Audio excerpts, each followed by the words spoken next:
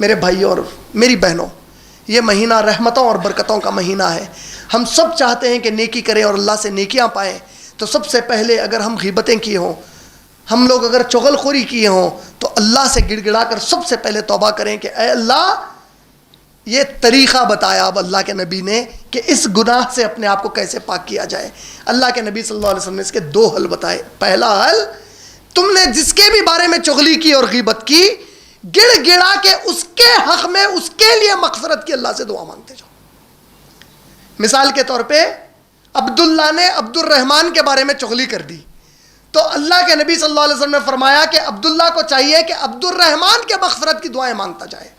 کہ اے اللہ عبد الرحمن کی مغفرت کر دیجئے، اے اللہ عبد الرحمن کے لیے بھلائی کر دیجئے، اے اللہ عبد الرحمن کے لیے نیکی کا معاملہ کر دیجئے، اے اللہ عبد الرحمن کی زندگی آسان کر دیجئے۔ تو اللہ تعالیٰ تمہاری ان دعاؤں کو اس کے حق میں قبول کریں گے، اور قیامت کے دن تم نے اس کے لیے جو چغلی کی تھی، اس چغلی کو تمہیں بھی معاف کر دیں گے، اور جو دعائیں تم نے اس کے حق میں مانگی وہ دعا اس کے حق میں بھی قبول ہوگی، اور اس کے حق میں تم نے جو دعا مانگی وہ نیکی تمہارے نام پر لکھے جائے گی، اور اس کے لیے جو چغلی کی تھی انشاءاللہ وہ معاف کر دی جائے گی۔ یہ ایک طریقہ اللہ تعالیٰ کے نبی صلی اللہ علیہ وسلم نے سکھایا۔ دوسرا طریقہ اللہ کے نبی کریم صلی اللہ علیہ وسلم نے بتایا کہ اگر تمہیں اس بات کا اندیشہ نہ ہو کہ فتنہ ہو جائے تو اس سے خود مل کر بذات خود معافی مانگو۔ بعض وقت ہوتا یہ ہے کہ آپ نے کسی کی برائی کی، اب آپ اس کے منہ پر جا کر کہہ رہے ہیں، اسے پتہ ہی نہیں ہے کہ آپ نے برائی کر دی ہے۔ اب جا کر آپ بولیں گے تو آپ کے بولنے سے فتنہ ہونے کا اندیشہ زیادہ ہو جاتا۔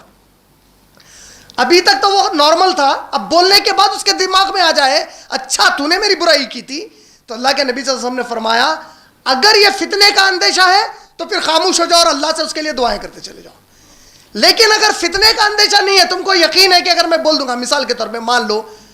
میں نے میرے ساس کی برائی میری والدہ کے سامنے کر دی، یہ ہمارے گھروں میں بہت کامن ہے،